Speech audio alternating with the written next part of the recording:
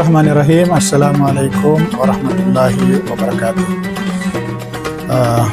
Ikhwas sekalian, kaum muslimin yang berbahagia, alhamdulillah, satu kesyukuran dan kebahagiaan tersendiri mendapatkan anugerah usia, waktu, dan kesempatan untuk berbagi pengetahuan kesejarahan kepada ikhwas sekalian, kaum muslimin yang berbahagia.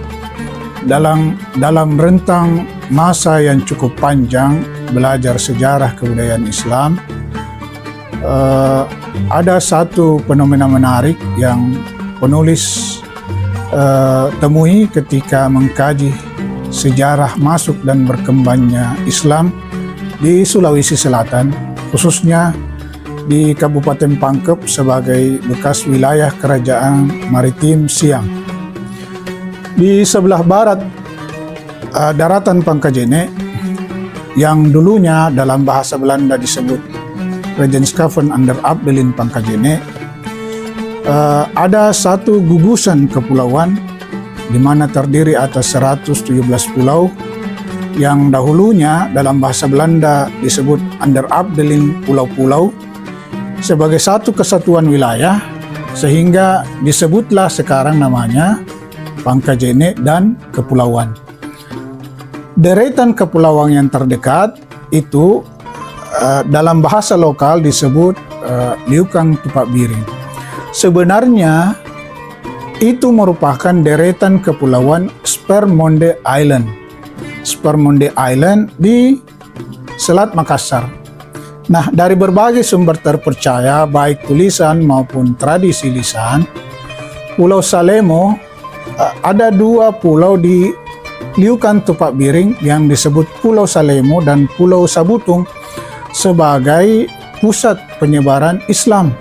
Dari dua pulau ini kemudian menebarkan rahmat, menyebarkan cahaya Islam ke berbagai daerah di Sulawesi Selatan, termasuk daerah-daerah yang sekarang masuk dalam wilayah Provinsi Sulawesi Barat.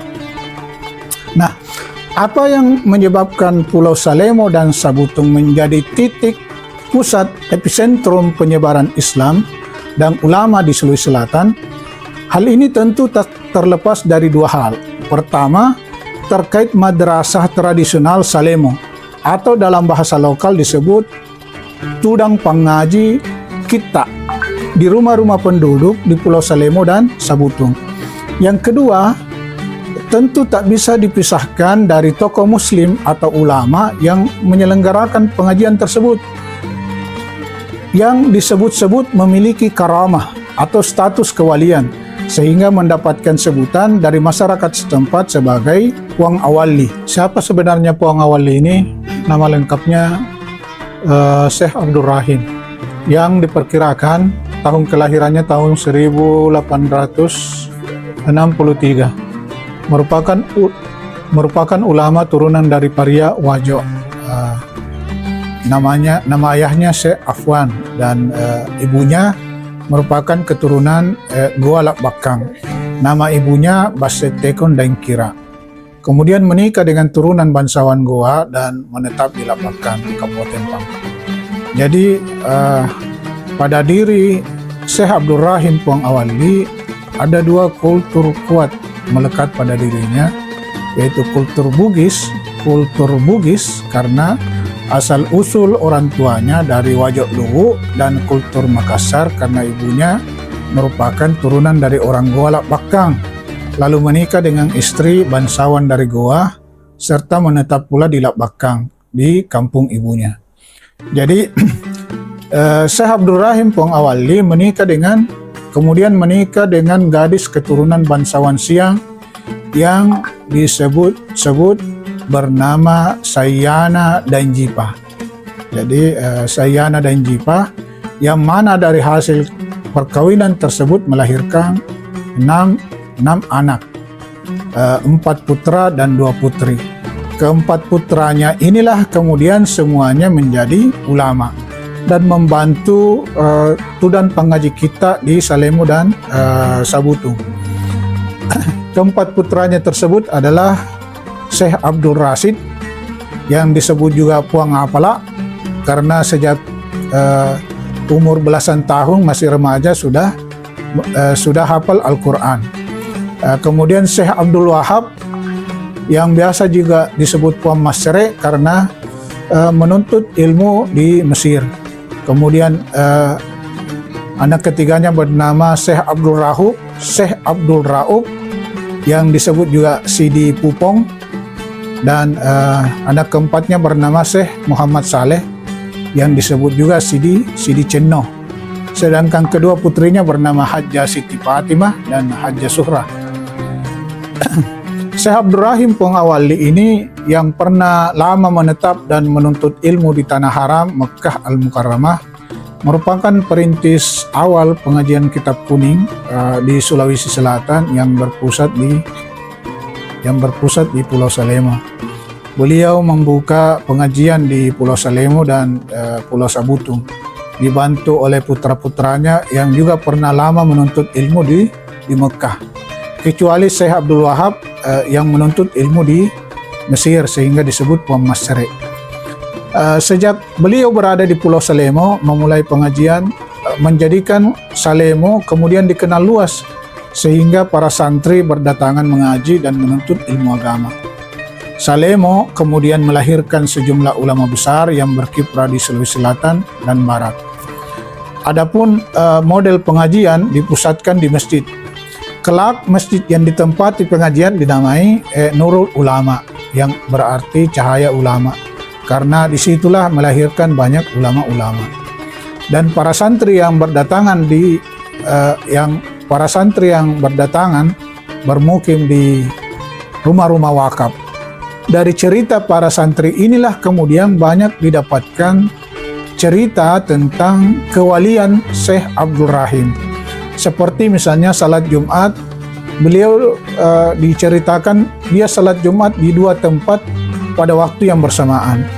Kemudian juga pernah menagih nelayan dengan ungkapan tege baleku, mana ikanku, karena nelayan tersebut pernah berjanji jika hasil ikannya melimpah akan diberikan kepada Puang Awali, dan ternyata sejak dia berkata begitu, nelayan tersebut selalu mendapatkan hasil ikan yang melimpah. Pernah pula suatu ketika Puang Awali naik perahu dan perahunya itu diberitakan terbalik, namun justru beliau ditemukan sudah berada di daratan dan pakaiannya sama sekali tidak basah. Jadi ada banyak cerita-cerita kewalian Syekh Abdul Rahim sehingga masyarakat setempat lebih mengenalnya dengan sebutan Puang Awali. Ini banyak kita dengar dari masyarakat setempat, dari masyarakat Lak Bakang maupun dari masyarakat Pulau Salemo dan Sabutung. Termasuk cerita ini juga banyak didapatkan dari para santri yang pernah tudang pengaji kita di Salemo. Sebagaimana pula pernah dituturkan ulama-ulama setempat seperti Androng Guruta Haji Haruna Rasid, Androng Guruta Haji Abdullah, Androng Guruta Haji Muhammad, Androng Guruta Abdul Aziz Malawah, Androng Guruta Muhammad Sunusi, Androng Guruta Minghaje, Androng Guruta Cande, Androng Guruta Haji Abu Baidah, dan yang lainnya yang pernah berguru di Salemo dan turut mengembangkan tudan pengaji kita di Salemo. Pertanyaannya kemudian, mengapa Salemo? Mengapa Syekh Abdul Rahim Puang Awali memilih Salemo sebagai basis pengajian dan dakwah? Jadi setelah menikah, Syekh Abdul Rahim memilih menuntut ilmu di Mekah selama 19 tahun di Tanah Suci. Terpaksa pulang karena semakin kuatnya gerakan Wahabisme di Mekah sebagai gerakan politik, dan cenderung gerakan Wahabi tersebut cenderung tidak lagi sesuai dengan ajaran Ahlus Sunnah wal Jamaah. Pulanglah kemudian Syekh Abdul Rahim ini ke kampung halaman istrinya di Lak Bakang, yang diperkirakan tahun kepulangannya dari Mekah itu tahun 1907, dan memilih Pulau Salemo sebagai basis pengajian dan dakwah untuk menghindari campur tangan Belanda dan intervensi penguasa lokal. Jadi memang sengaja memilih Salemo supaya tidak ada intervensi campur tangan Belanda dan karaing penguasa lokal. pada saat Salemo menjadi basis pendidikan dan dakwah, penduduknya ketika itu mencapai 3.000-an penduduk.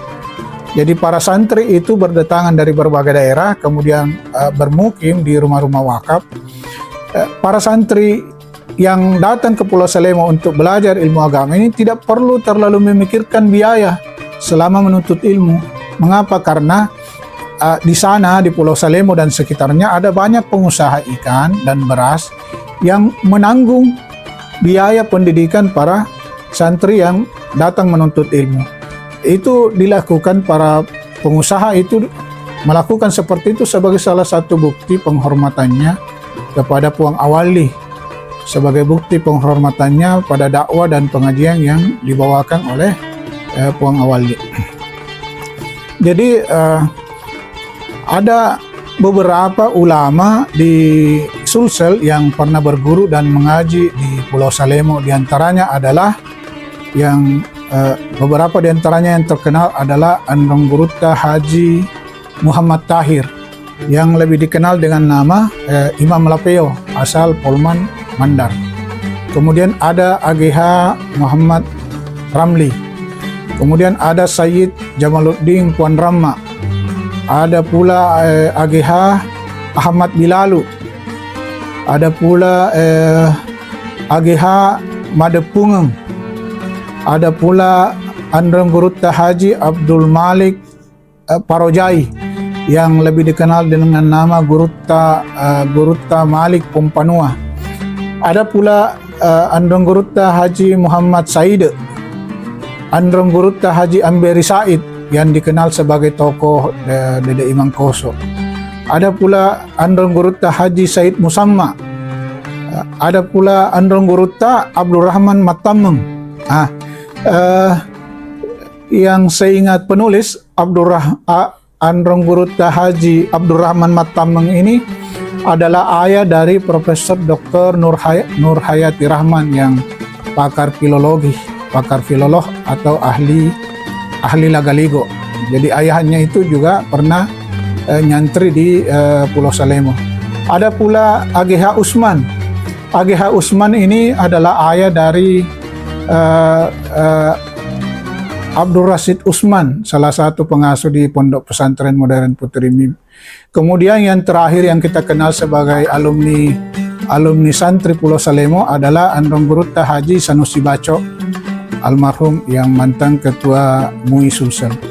Jadi demikian sedikit catatan tentang Puang Awali dan cahaya Islam dari Pangkep. Semoga bermanfaat adanya. Terima kasih atas perhatiannya. Barakallahu fikum. Wassalamualaikum warahmatullahi wabarakatuh.